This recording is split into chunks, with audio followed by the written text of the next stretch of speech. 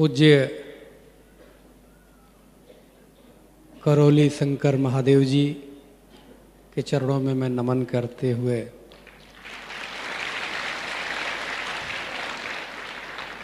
आप सब बैठे हुए साधुकों के अंदर बैठे हुए परमात्मा को मैं प्रणाम करता हूँ।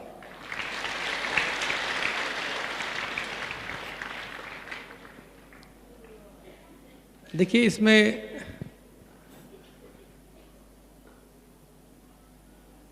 मैंने जो अनुभव किया, हर जगह हम जाते हैं, रोज ही हमारे 4-5 कार्यक्रम होते हैं, बाहर के नहीं होते हैं तो फिर टीवी पे प्रोग्राम होते हैं, बहुत होते हैं। तो महाराज जी ने जैसे ही मेरे को कहा कि स्वामी जी परसों इतने दिन के कार्यक्रम है, 3 दिन का, और आपको आना है, तो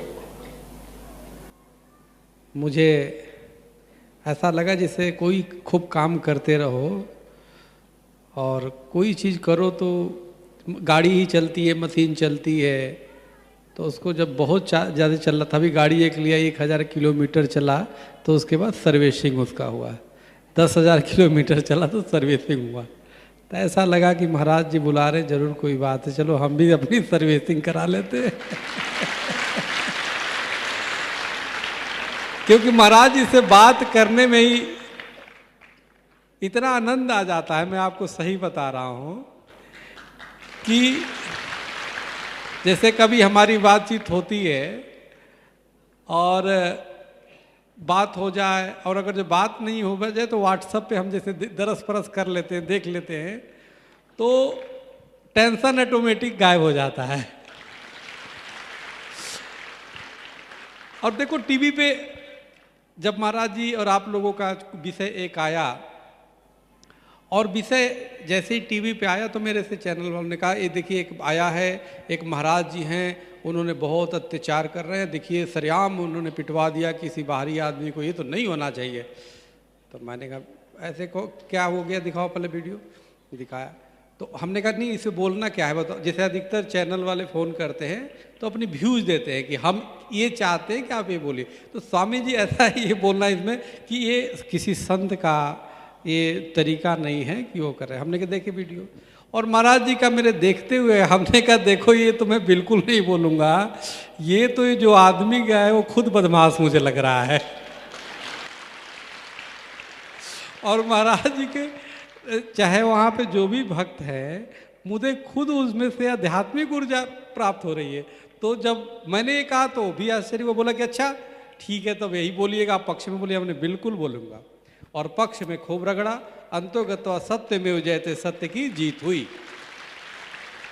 और जो था, और हमारी ऐसे मुझे लगा कि महाराज से मुझे आज का संबंध नहीं है। देखो उसके बाद महाराज जी से हमारी बात हुई, भवन हम अपने यहाँ दिल्ली पे आए, हम लोग घंटों बैठे, और मैं आपको बता रहा हूँ ऐसे तो कितने जीवन में लोग आए, चूँकि बचपन से मैं भी ब्रह्मचारी साधु हो गया और भटकता रहा, घूमता रहा, भ्रमण करता रहा, लेकिन जितना मुझे आत्मिक प्रेम हमारे करौली सरकार से हुआ उसमें किसी से नहीं, डंके की चोट।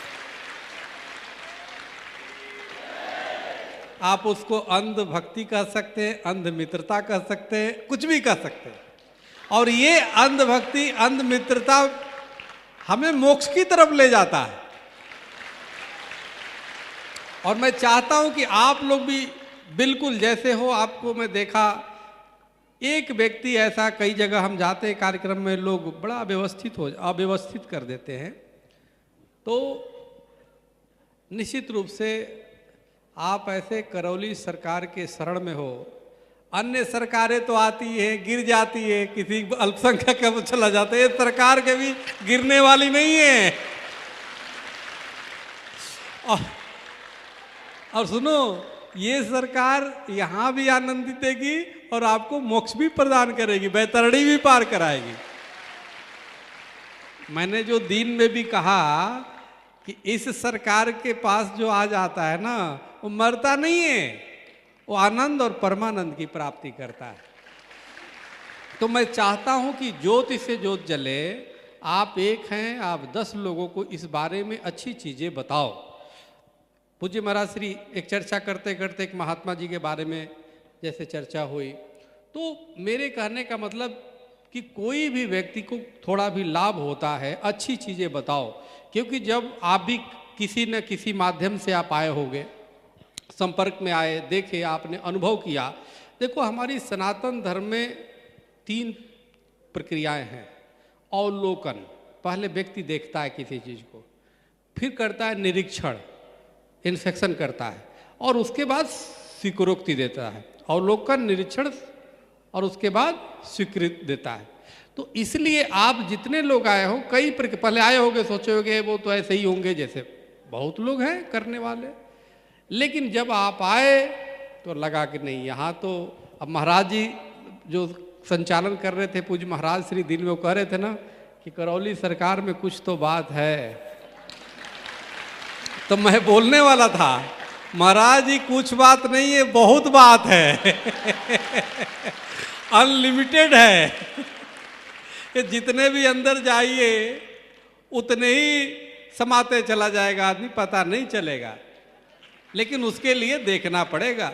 जिन ढूंढा तिन पाइया गहरे पानी पैठ, मैं बपुरा बूढ़न डरा रहा किनारे बैठ। जो किनारे बैठा रहेगा, जो बाहर उधर रहेगा, तो क्या महसूस करेगा। अभी हमारे वो पुलिस वाले, सुरक्षा वाले यहाँ थे, मैंने कहा आप नीचे जाओ, वहाँ से आप भी अनुभव लो, आनंद लो। तो जब आनंद लेगा तभी तो आपको आनंद आएगा, आप अपनी अपनी अनुभव लोगों को बताओगे। तो ये अच्छी चीज़ें यहाँ पे मैं चाहता हूँ, आप हर व्यक्ति जो भी हो, जो साधक आप हैं, ये आप अपने आप में शांति के, अध्यात्म के परमाणु बम हो, जो पूरे दुनिया को खुशहाल करोगे।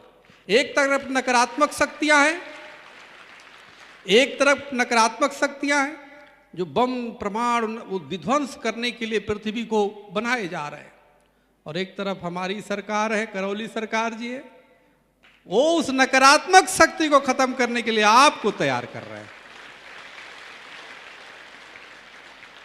भूत में जी हमारा ये हो गया, हमने हमारे दादा को उसने मार दिया, हमारे ये कर दिया, हमारी बर्तन उसने चुरा लिया, हमने उसी में फंसे रहोगे।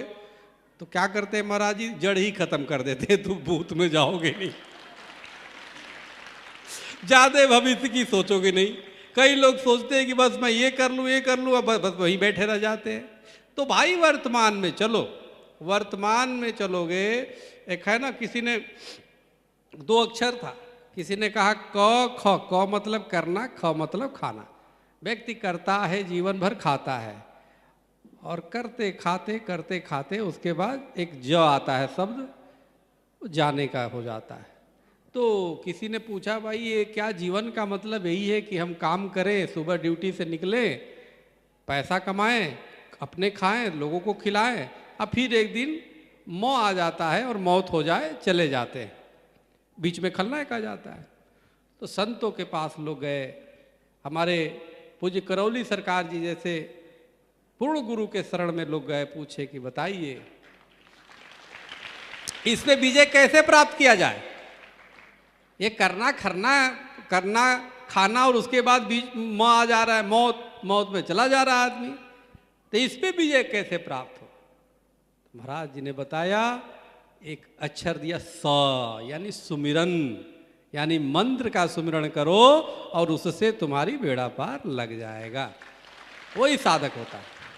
तो इसलिए आप सबको, तो आप आनंद, इस निश्चित रूप से कुंभ आज महाराज जी ने करा दिया। ऐसा तो कुंभ में भी जाके आप आनंद प्राप्त नहीं कर सकते थे जो आज कर लिया। बताओ, सभी संतों ने इस चीज को उठाया। तो इसलिए वो गुरु भी धन्य हो जाता है कि शिष्य एक अच्छा मिल जाए, विश्वसनीय मिल जाए, आज्ञाकारी मिल जाए, अध्यात्म के पथ पे चलने वाला मिल जाए, तो गुरु भी धन्य हो जाता है। एक भी मिल जाए तो आप तो इतने हो, महाराज जी अंदर से कितना प्रसन्न होंगे। और यहाँ पे सबसे बड़ी बात है कि महाराज जी किसी को चेला नहीं बनाते, वो जिसको छूते वो गुरु बन जाता है। तो आप जाओगे दूसरे को ठीक करोगे, है ना। तो यहाँ से जो भी जाएगा वो गुरु बन के जाएगा। एक आश्रम में गुरुकुल था, तो उस गुरुकुल में कुछ बच्चे थे। क्या हुआ कि छात्र थे, साधक थे, पूज्य महाराज श्री की तरह वहाँ पे जो गुरु थे वहाँ पे वो बच्चों को संस्कार देने का काम करते थे। एक बार की बात क्या है, उस आश्रम में एक सर्प आ गया और सभी बच्चे सोए हुए थे। तो सर्प आया तो उस बच्चे को काटने के लिए आगे बढ़ा। तो उसके गुरु ने, तब तक उसकी निगाह पड़ी उनके गुरु की, उन्होंने तुरंत उस सर्प को रोका, भाई ये क्या कर रहे हो। तो उस सर्प ने बोला कि ये पिछले जन्म में हमें डसा था और मैं इसको डसूंगा, मेरी इस सर्प योनि में मैं इसीलिए आया हूँ कि इसने मेरे को डसा था, मैं भी इसको डसूंगा। तो और इसने मेरा खून पी लिया था। तो उन्होंने कहा कि अच्छा, तो बोलो कि नहीं नहीं ऐसे मत करो, अगर ऐसे करोगे आप इसको डसोगे, आप इसका खून पियोगे तो फिर ये भी मरेगा, फिर आपको इसका भी सर्प योनि में आएगा, फिर ये आपको काटेगा, ये कब तक चलता रहेगा। उस सर्प को बड़े प्यार से समझाया, हाँ तुम्हें ये जरूर है कि अगर इसका खून चाहिए तो तुझे 1 कटोरी खून मैं इसको दे देता हूँ, पी लो और अपनी प्रतिशोध शांत कर लो। उस सर्प को समझ में आया।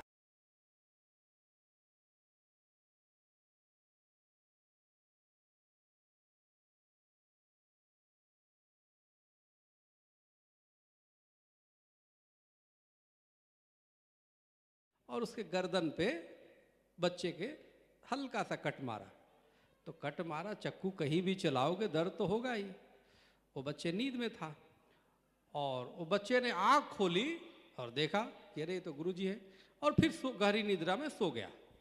उसके बाद उन्होंने 1 कटोरी खून निकाला और दे दिया सर्प को।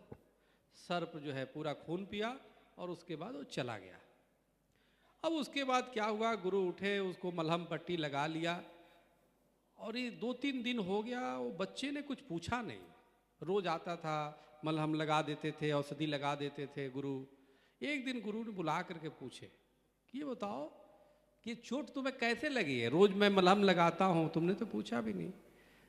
तो उसने कहा कि गुरुदेव शायद उस दिन आपने चक्कू से काटा था। बोले अच्छा, तुमने देखा मुझे? तो हाँ मैंने देखा। तो बोले तो तुमने बोला क्यों नहीं? बोला कि जब आप चक्कू चलाए थे तो मुझे दर्द हुआ, और जब मेरी आंखें खुली और मैं जब देखा कि मेरा तो सर जो है गुरु के चरणों में है, मेरा तो काल भी कुछ नहीं बिगाड़ पाएगा, और मैं सो गया। वो गुरु के आंखों में आंसू आ गई और उसको गले से लगा लिया। तो जिसके जीवन में आप हमारे करौली सरकार की तरह गुरु हो और आपकी तरह निष्ठावान शिष्य हो, तो निश्चित रूप से उस सनातन धर्म को कोई झुका नहीं सकता, कोई दबा नहीं सकता। मुझे पूरा विश्वास है कि अगर विश्व गुरु भारत बनेगा तो आपके तपस्या के बल पे ही बनेगा, आपके साधना के बल पे ही बनेगा। ये राजनीति से और क्रिकेट से, धन संपदा से ऊपर नीचे क्या होगा मुझे नहीं पता, लेकिन विश्व गुरु बनेगा। अगर भारत बन रहा है तो करौली सरकार के सद प्रयास के कारण बनेगा।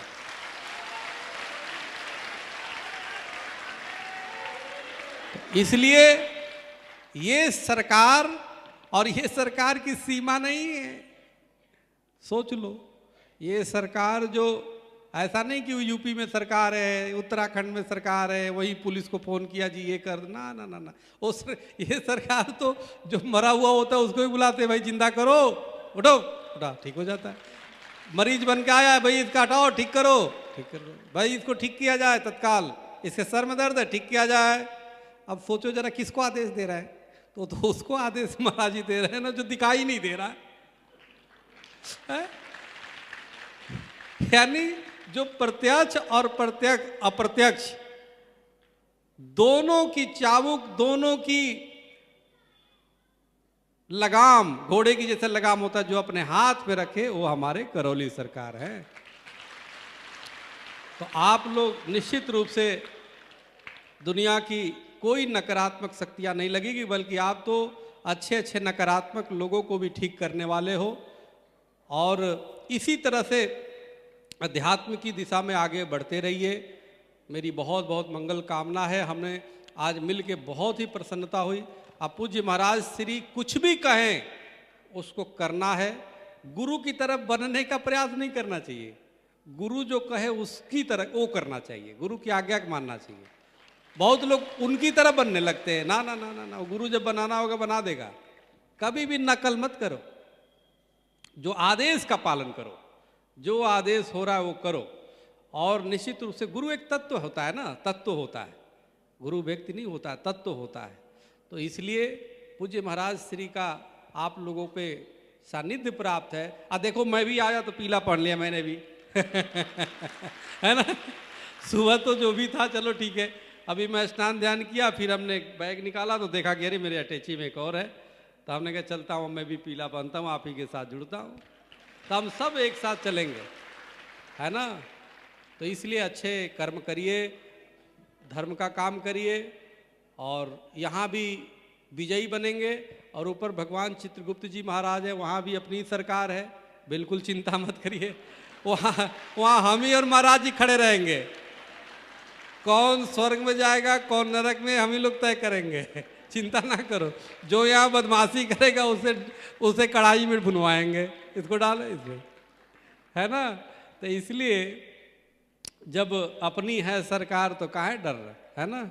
हमारी यहाँ भी सरकार है और वहाँ भी सरकार है, और हमारे करौली सरकार, हर जगह हमारी करौली सरकार है, आगे भी पीछे भी ऊपर भी नीचे भी, बस पूरे दुनिया में इस सुगंध को अपने फैला दीजिए और महाराज जी के संदेशों को जन जन तक पहुंचाइए, देश दुनिया में पहुंचाइए। जो जिस भाषा को जानता उसमें प्रचारित करिए, खूब आगे बढ़ाइए। यह सनातन की इससे बड़ी सेवा कुछ नहीं हो सकती।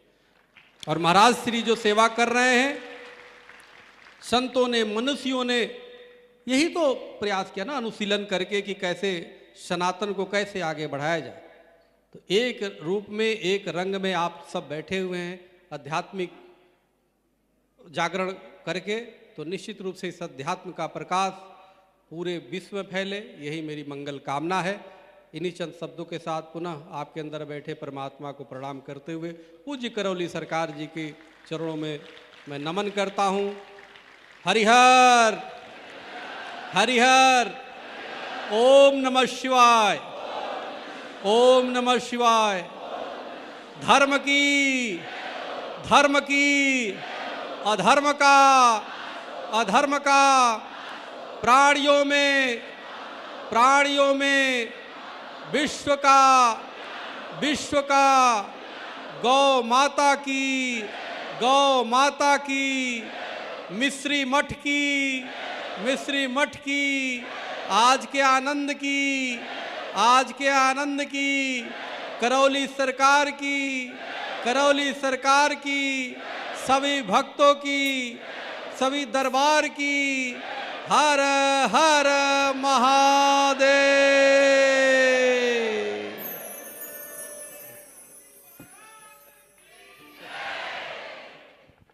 बोलिए सद्गुरुदेव भगवान